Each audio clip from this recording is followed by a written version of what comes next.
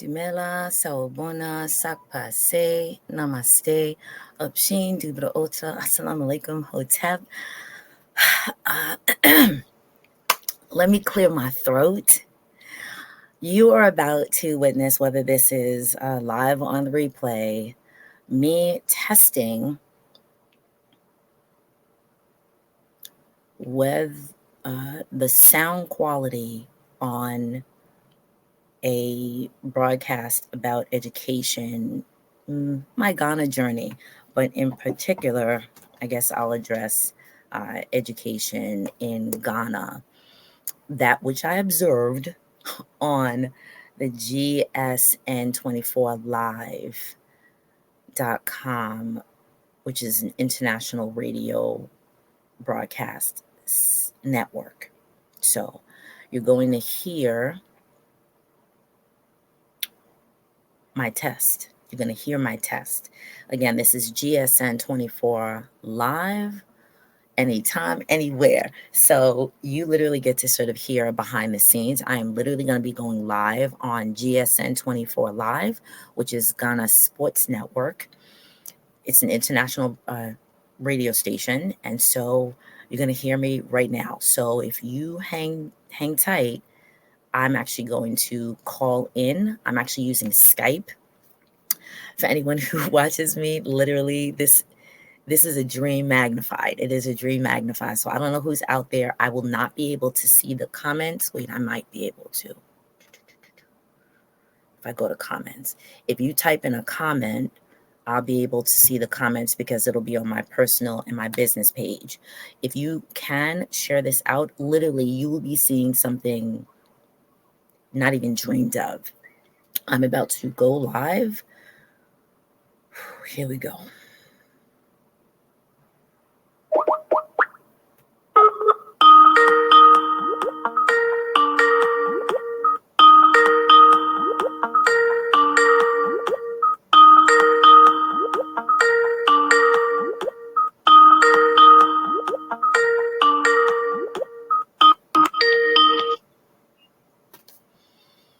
Hello. Greetings, brother. Hey, James. Are you ready?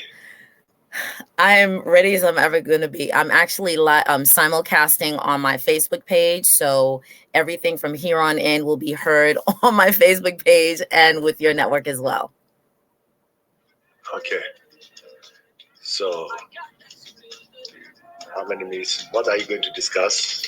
So I'm going to... Right. So I'm going to talk about what I observed in reference to education. Talk about that.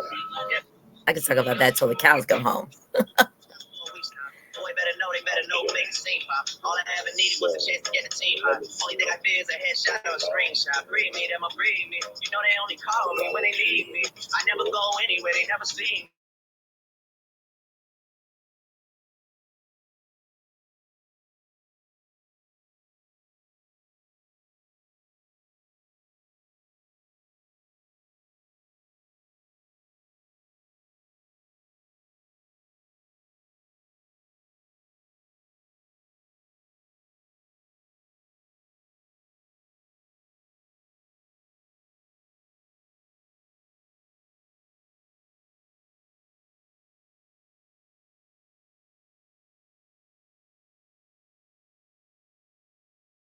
Okay, so you can hear me clearly, right? Yeah, I can hear you. Okay, excellent. Can you give me a countdown? Yes, I'll give you a countdown. We have 6 minutes to go. Oh, 6 minutes? Oh, okay, good. Then I'm going to lower your volume because your the audio. I will lower my. Okay, just because the audio playing on your side, if it picks up on Facebook, I'm gonna get banned because I don't own the rights to the copyrights. Oh, then when I press the button,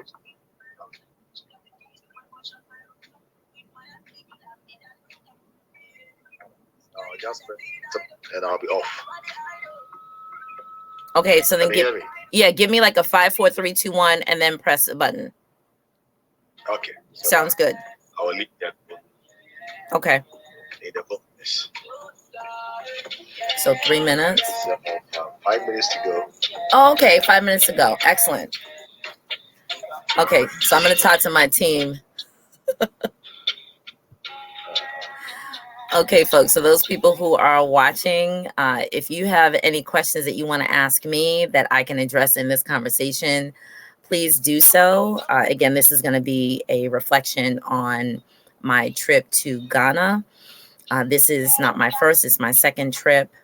I've seen some of this same, let's say, issues, concerns, noticings, and wonderings. Excuse me, but I'm going to address or just bring them up for conversation here and now. So let's see if I can tag some people.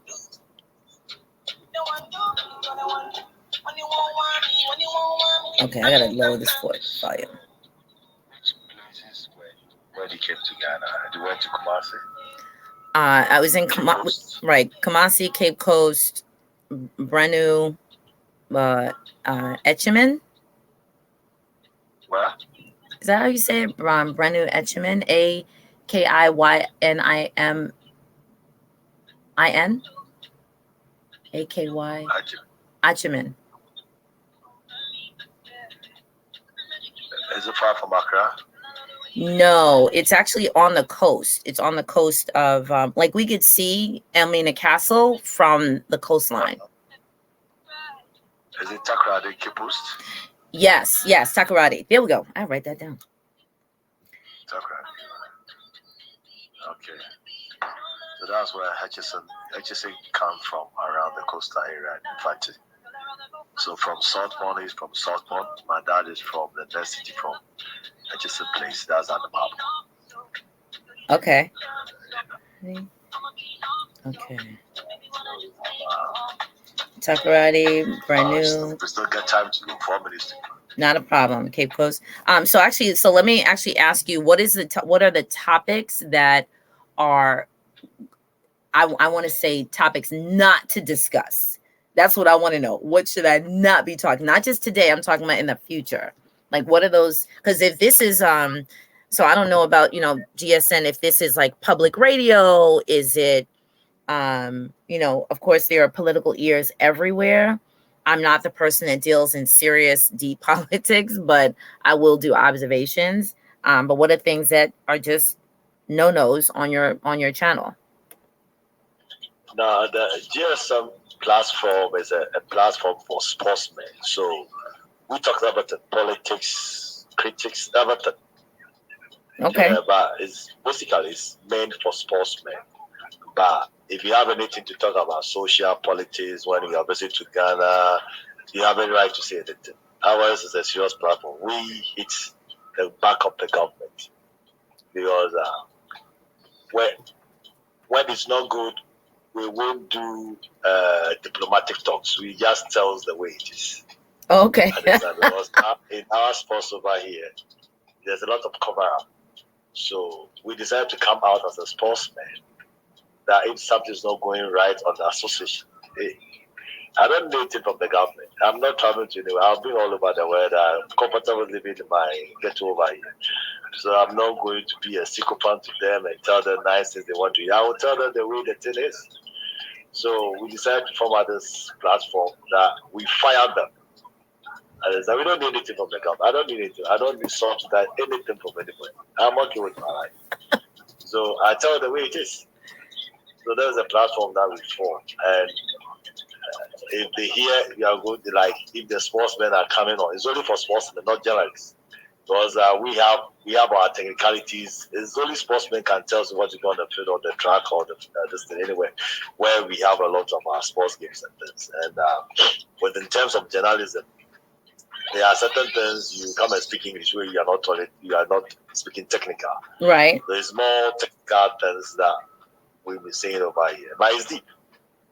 Yesterday we were firing the Ghana Athletics Association when we were in Birmingham. There was a lot of challenges over there. The quartet team, 4x4 men, was disqualified. Okay. And we spoke a lot about it because it's unprofessional that they changed some of the athletes by not, rectify it to the organizers. So when the organizers find out, the guys did the race all right, but they disqualified them. And this thing should have happened. So yesterday it was whole fire from left and right, people from athletes from Australia, US, Ghana, everywhere. We are just everybody saying it's mine. So wait, they disqualified them. Why? Because they, when you are going to do the testing, you are presenting athletes, you have to register them. But they decide to change one of the athletes and put another athlete in without registering. Oh. So when they went to the track, later the official figured out that no, one of the athletes was not registered. So they disqualified the team. Yeah, the team was disqualified. How can such happen if you go there with incompetent coaches? They don't know what they are doing. Wow. Huh. Yeah. So yesterday, fire to fire. Everybody saying it's mine. It's free talks. You can't do anything. I have my right to say my mind. Sometimes I used to be my business, listen to the nonsense and take sense from it. So I'm telling my rubbish is who take sense from it. When one is annoying, it tells a lot of this, but there is a sense somewhere where if you take it to help. So GSN is a platform where sportsman comes in, they express their concern about the sports in Ghana. Okay. It's a sports net. Yeah. Got it. And then I guess the last question before we hop onto this is the time where you have content that you need, right? Like, so what are hours or pockets? If it's music and then there's sports commentary, what are times that you would like for commentary to occur so that I can then plug it into my, my calendar? You see what I mean? The sports itself is unless maybe I get with my partners that they can give them. I'm more like engineering parts. So when I get with my partners, they will give me the rundown of how the studio is running, that kind of things, and that one I can share with you. Sounds good. So there's early times and things that you can hook up with them as well. Sounds good. I'm always behind the console, making things happen. That's my job. I'm not a camera article front page. I'm always behind the seat. Got it. So you're like the producer. So it's time to go. Sounds good. And let me see if I can reach you out. Okay. And my audio is good. So the music playing now. Let me start the music over. Then I will sign off. Okay. Okay, so I'm going to sign off, and we can go up to. Is it 30 minutes or you want 45 minutes? 45. I thought we were doing 15. Okay, I know you want to talk more, so okay, 15. So now we're almost at 1:02. So let's do it by 1:18. We sign off. 1:18 or 1:20 sign off. Okay, 1:20 we'll sign off. Got it. At 20. Okay, so I'll be solo. Then you take over. Sounds good. 1, 2, 3, 4, 5. Over. Greetings. Dimela, Saobona, Sakpase, Namaste, Upshin, Dubra Otra, Assalamu alaikum, Hotep, Buenos dias, bonjour, and good morning. My name is Doriel Inez Larrier. Some would say Laye, depending on where you are listening from. And I am the president and CEO of LearnToGrowYou.com, Learn to Grow You LLC. Let us make it clear. And this is a broadcast in collaboration with the GSN24Live.com. Anytime, anywhere. I am broadcasting on my own platform here on Facebook and YouTube as well. So I have my US fam watching and listening as well. And I am going to spend for the next few moments my reflections on a trip, on my return trip, my Sankofa trip to the country of Ghana within the continent of Africa about a week ago. I had the blessed opportunity to travel with African Journeys, which is led by Richard Honeywell, an amazing tour guide who focuses on Pan-African and diasporic travel for, of course, African people and African descendants, or some may say ascendants. And this was my second trip. I took my first trip in 2016. And in 2016, I brought my family. It was literally I brought my mom and my two sons as an opportunity to, if I do nothing else for you, let me at least bring you back to the land that we call historically our home. During these next few moments, and if you follow me on my other platforms, you can hear more about this. I have a YouTube channel, Learn to Grow letter u.com on YouTube, and you can see about 20 videos of my step-by-step journey. But here I want to take one segment and focus on education and my noticings and wonderings. Those people who are in education, you know that term noticings and wonderings have a lot of weight, especially here in the U.S. And prayerfully, it has similar weight across the globe. So as an educator, let me just give you a little backdrop. I do have not only a bachelor's, but 2 master's degrees in education, one in child development, one in social sciences, and another in education administration. I've been in the field since 1990. So if you want to add the years with my prospective graduation date, then you can figure out how many years I've been in the business. I've sat on a number of sides of the table. I have been a practitioner. I have been a classroom teacher from K through 8, as well as on the university level. Not just a classroom teacher, but support staff in terms of lay administration. Some of you might know what that means, as well as running early care programs, local and government and federal programs that run and govern early care. So I have I have skin in the game, and I'm still a practitioner, as well as teaching on the college level for emerging teachers. So I have skin in the game. I'm going to just do a couple of observations about what I saw the first time and what I saw this time. So to an extent, my noticings and wonderings were a bit mixed. I've spoke about this previously. There are the haves and the haves. There are the haves and the haves. If somebody wants to drop it in the chat, if you're watching virtually, there are the haves and the haves. What I noticed is a disparity of access and opportunity. And I'm going to draw back those of you who are listening, those of you who are watching. When I grew up in the 70s, what used to occur on our television programs towards the end of the evening, because there was a time when television went off at about 11 p.m. Eastern Standard Time, or maybe midnight if you were allowed to stay up that late. And right before television would go off, there would be this advertisement. And this advertisement, especially in the 70s, had to do with, let's say, people not born traditionally in the northern part of Africa, and people who are native to the land, or let me say indigenous. Let me use the term indigenous. And these images, let me say for the record, images were very disparaging, and they were marginalized.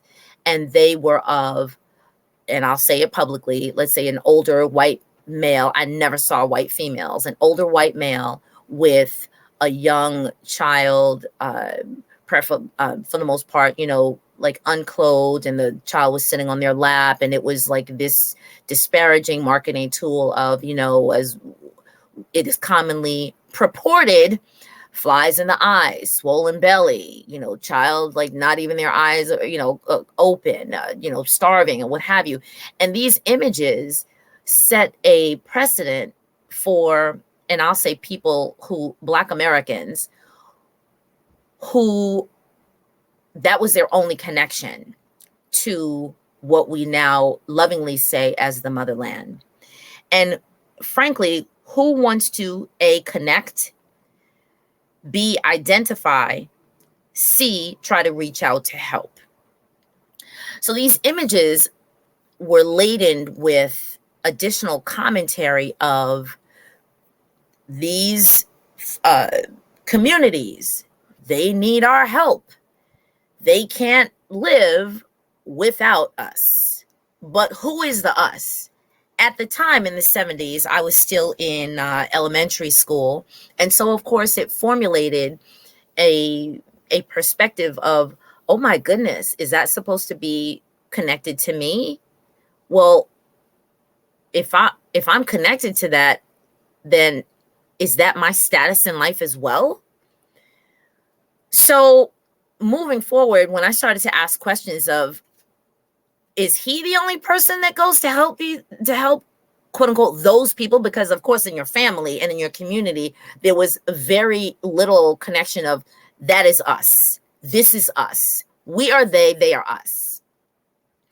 So as I grew up, and people would start to, with, again, I'm talking about the 70s. So this is post 60s, where civil rights, started to emerge and to blow up, literally and figuratively, which then shifted policy. It shifted access. It shifted education. It shifted identification with Africa in general.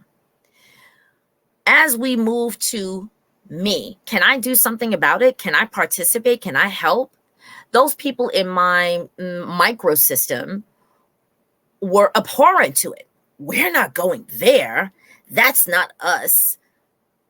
Are you kidding? So I get a little older and I start asking some other questions. Deep inside, I was like, can I go? And the can I go was like, well, we don't go. We may send some money, but we don't go. So that stirred in my spirit. As I went to university and I started learning about, and unfortunately, I started learning about the us from people who were not us, I thought that reinforced the us versus the us. Hopefully you understand what I mean by the us versus the us. The us directly versus the us that exists across the globe. And so now this conversation of diaspora, some people say diaspora, meaning I exist not just here on the land that I live and I walk, but I exist across the world in other melanated spots. Here we go to education. My existence, I observed, I noticed, and I am still wondering, is almost in a time capsule. This time capsule is in the present, and we're still fighting with connecting the present to the past in truth. So as I take my first Ghana Sankofa tour in 2016, and I went during African Heritage Month, let's say it for the record, African Heritage Month, as we celebrate here in the States in February. So Black History Month, thank God to Carter G. Woodson. And I went, it was, my Lord, it was freezing cold. It was literally about 20 degrees as we left February 12th.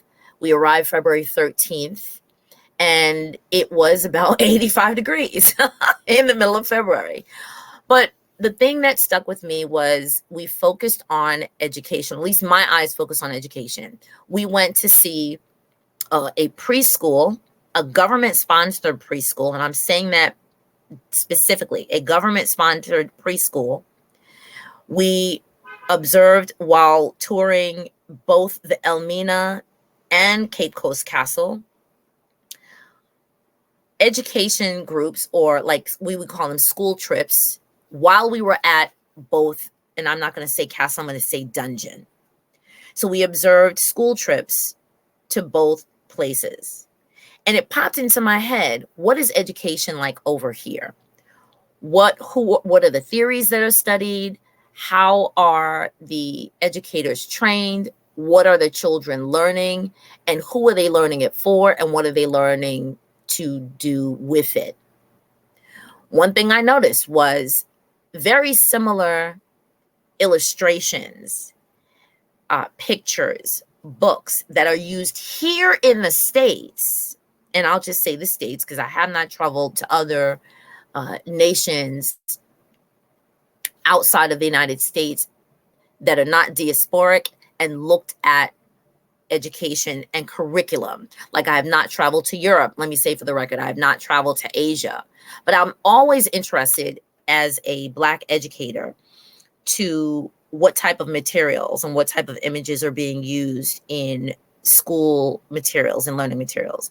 And I noticed that now those of you who are raised in the 60s and 70s and possibly the early 80s, not more than the early 80s, you remember Dick and Jane texts.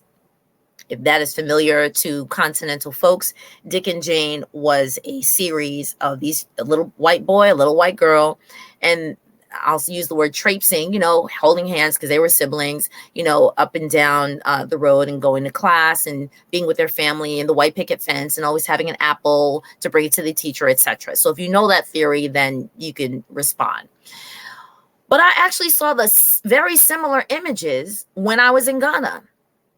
And I had a conniption fit. I said, what in the world am I looking at this for? These aren't children why are they looking at those images? Why? I saw similar images during this experience. Meaning this experience in 2022, because I just returned 2 weeks ago. I also saw texts that, and this was in a government school, and then I'll talk about the experience with, I would presume these are private schools because they changed in uniform, the difference in uniform. And I also inquired. I also saw texts that were definitely out of date, texts that were dilapidated. I did get into conversation with the staff of the government preschools and noticed that, and this is also upon research because I literally just Googled the name of the school and saw that now let's get this clear. Other travel groups come to this one particular school, probably because it's on a periphery that is accessible to tourists. Come and do this, and I will say lightly, missionary type work, and correct me if I'm wrong. You can argue with me if that's what you want to do, but I have a feeling that I'm right. The observation is that the institution or the staff, and who would turn down support? Nobody in essence is going to turn down support. But I wonder if the support that is received actually has impact that is long lasting. So let's separate giving a person a fish and teaching them how to fish. So, of course, the adage is if you give a man a fish, he eats for a day. If you teach him how to fish, he eats for a lifetime. There are people who come to these schools, and now let's go back to those videos that I watched from almost 30, 40 years ago, of the person saying, oh, let me give, $10 to this effort. Now let's bring it forward. Oh, let me donate some pencils, or let me donate some notebooks. Well, that's giving the institution like the fish for the day. So they're able to utilize it for the day. What I notice and what I'm blessed with is that the group that I travel with, between the first time that I went and this time, a member of the travel group blessed this particular school with a television, like what we would consider, I don't know, must have been maybe a 37 by 25, something like that. It was a really big TV screen, so that at least the children had another connecting media outlet with which to get quote unquote instruction from. I'm always going to keep in terms of education. What jarred my mind, though, was that the children were sitting and watching a video that had nothing to do with them, nothing to do with their self-esteem, nothing to do with even, I almost want to say like gender roles that would be adequate for a balanced emotional mind, let's say. And although I was there for a few minutes, the person who was connected to my group and to this school had asked us and said, hey, when you quote unquote go back home, if you can locate some videos or, let's say, some media to add to their library that would be helpful. Now, me as an educator, I'm thinking, okay, man, what do I have in my library that could not just teach them for a day, but teach them for a lifetime and sustain them and also grow them past what the visions that I saw 30 years ago, 30, 40 years ago, because I'm not trying to educate children for just for today, but I'm trying to educate them as they move beyond whatever the borders that they live in. So the recommendation, and I there's no fault to the person who made the recommendation. It's probably just in terms of access, was a video that's called Jumanji. Now, if you know Jumanji, great, that's fine. But Jumanji, from my perspective as an educator, is limiting because it just focuses on a like one type of life. And so I had to say, no problem, let me just broaden the perspective. But then there was another video that was mentioned and another video that was mentioned. And in my thinking, my noticing and wondering was, that's going to purport a stratus or strata that's going to keep people in one level. Now, these children at this governmental school had, I presume that it's a neighborhood school. I do know, because we were told not once but twice, that the children, some as early as 4 years old, let's say 4 or 5, will travel, and I mean not in a van, not by car, not by school bus, but they're walking. Now the school is on a beach. It takes us about 8 minutes to travel by car or van from the main road to past the school to the place that we were staying at, which was literally only about 100 yards from the school. So literally walking distance in a couple seconds. These children are walking unattended. Some of them, yes, were walking without shoes. Did I tell you that this is 2022? And some of these children are walking without shoes. I was just awestruck. And I know I'm past my time on one platform, but I'm going to continue if it is okay with the network. I was awestruck at the resilience, at the determination of families who, yes, have to go to work, families who want to put their children in school, families who want to make sure that their child is safe so that they can do what they have to do, families who want to see their children get a basic education. Here's the other noticing and wondering that I had that makes me wonder how people see their supportive education when they go visit places that are not where they are.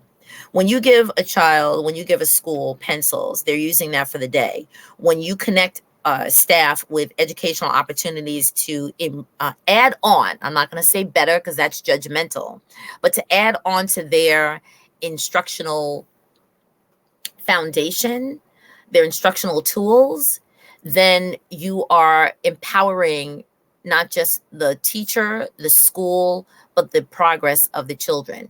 Here's a noticing that I had. When we came in, the children immediately knew that we were, newcomers.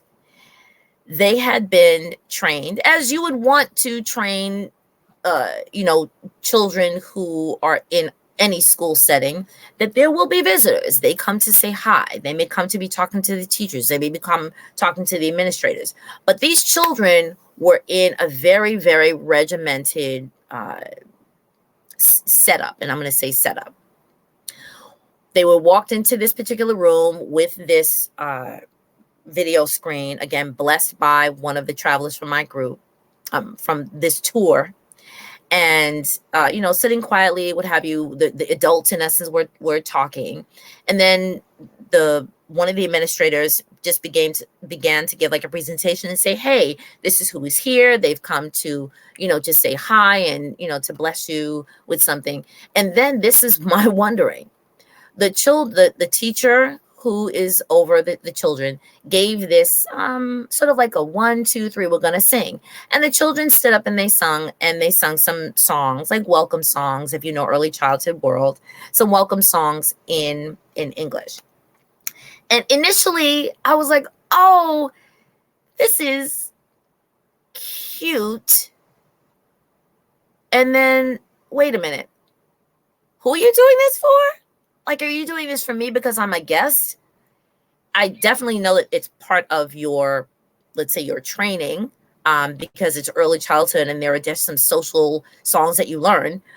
But then I started to wonder, you don't do this just for us here. You do this on a regular, because this is what switched. When it got to one part of the song, the children, they don't know us from Adam, right? They don't know this from a hole in the wall. They get to this part of the song, and it's like the ending of the song, and they say, "Yay!" The children broke rank. And when I say broke rank, it's because they were literally lined up, sitting in these seats and standing behind these seats, like not moving an iota. They ran from their seats and they came and they gave us, strangers, they just met us 2 seconds ago. They came and gave us a hug. And I'm like, "Ooh, wait a minute. That's a little questionable." It's a little questionable. But then I said, okay, let me just hold off, because again, I'm sure that they get these visits. We're not the only ones. So what happened next was interesting. They go back to their seats and then they sing another song. And part of the song was, "Oh, let's like welcome the visitors." So we weren't expecting it. They broke rank again from their seats and they ran to us. And there must have been about 10, 20, 30, 40, about 50 children in this small room. They broke rank, ran to the front of the room, and they sort of like tackled us, which was kind of nice, interesting. Here's what happened afterwards. So the sort of presentation was over, and then we were walking outside, and my mom, God bless you, Mom, she said, "Oh, let me like send some little treats for the children." And so I bring these little lollipops, and some of you know me, I'm like, I'm not really a lollipop person or a candy person. I said, "Well, let me give out these lollipops because my mom will be upset." So I go to give out these lollipops, and the children, literally, their mind went from, we are sitting in these seats, we are regimented, we are like towing the line, as we would say. And they, I don't want to use this phrase, but they went ham. I go to give them lollipop, and they like scramble for it. Not like they've never seen candy before. And I think the term is toffee. They use the term toffee. And here in the States, we have a specific term for toffee. It's a specific type of a candy, but there the term was toffee. And they were like, "Okay, great." These quiet, nice, little, kind, obedient children went to take the lollipops, took the wrapping off, whatever. And then I started seeing them like throw it onto the ground. And I was like, wait a minute. I know there's a garbage can close by. And when I said to one of the children, I said, let's pick, or like, where's the garbage can? Let's pick that up. The child literally like kind of looked at me and like laughed, like, ha ha ha, I'm running the show. Now, as a teacher, one could say, hey, there's always one in the bunch. But then I started to see a number of the children as if they were, this was a routine for them. That, let me just say, Ghanaian children are very, very pleasant and polite. But that we get visitors a lot. And when we're allowed to like have fun and kind of let it all go, we shift the camera and we run the show. Here's the other noticing. When the staff said, "Oh, if you'd like, if you want to take a picture, we'll get them together to take a picture." Great. So we go to take a picture, and this happened in 2016. I take out my camera. I'm a vlogger, so I vlog all the time. I take out my camera, and the children's perspective totally switched. Now, some of the children in this particular school, literally, and I'm saying this lovingly, had no shoes on their feet. It wasn't like their shoes were somewhere else. No, they had no shoes on their feet. This is 2022. Then they also sort of, they looked at my camera and they're like, oh, they went into paparazzi mode. This was hilarious. They went into paparazzi mode. They were like, oh, hi. They gave the peace sign. They put up 2 fingers. They're like, hi. They stuck their tongue out like, ah. And it was kind of cute. But then I said, wow, this is interesting. So here's what we get back to in terms of education. They're clearly like touching the phone, which is, kind of funny at the moment. Subsequently, though, I went home, or I came home. No, excuse me. I came back to the U.S. Let me not say home. I came back to the U.S. and I looked up the school and saw that there was a plethora of similar videos of this same school, visited by a number of philanthropic, mission, community activist type groups from the States and abroad coming to the same school. So I was like, they're not new jack. This isn't like a first time. They go through this a lot. Okay, so is it part of the propaganda? I have no idea, but I just thought it was interesting. Here's my last comment on this. My last comment is, what are the children learning in terms of their own educational background? Because when we get to the older children at the slave dungeons, when I asked their teacher, oh, how they're coming here on a tour? Well, do they know what this place is for? And they said these are elementary school children. So they're, let's say, 8, 9 through almost like 18, what we would consider high school going into college. This was their first time coming to the dungeon. I'm thinking, wait a minute, you live here. We're coming halfway across the world to learn about this, and you're just bringing them for the first time? That means that they're not learning this in their classrooms. They're not learning about this information in their classroom. It's not a part of their curriculum. Or if it is a part of their curriculum, it's not taught the way it's taught for us. Or if it is taught, and I mean here for us, I mean here in the States, how are the teachers teaching the children about a place that they live in? Now, somebody tried to bring it into perspective for me, and I said, absolutely not. They tried to compare the teaching or the miseducation of the history of the land with what I learned in the U.S. about the Statue of Liberty. Again, going to a monument that has a stake in history and the education and information about it. I said, there is no way, do not disgrace me, do not disgrace the history of this country or any country by trying to compare the education of the slave dungeons and its connection to the life, the legacy, and the story of your people with the Statue of Liberty in the New York, New Jersey area. Not going to happen. So again, I will talk about this further in further commentary on all across networks. What are the teachers teaching the children? What are the teachers learning about how and what to teach their children? What is appropriate for the government to allow? And how is that transmitting to the rearing, the raising, the growing of consciousness of children, no matter where you are, about who they are, where they live, how their surroundings impact who they are and where they will go. Because again, you give a man a fish, they eat for a day. You teach a man to fish, they eat for a lifetime. But you teach a child their place in the current world, then they understand where they are currently for that day. But you teach that child, male or female, who they are in perspective to history and their story, the historical context, and you inform and you grow and you develop that child for their lifetime and for the lifetime of their children and their children's children. If you do not impress upon them their wealth and their worth while they are young, they will continuously purport media images and expectations that do not place them on a positive pedestal.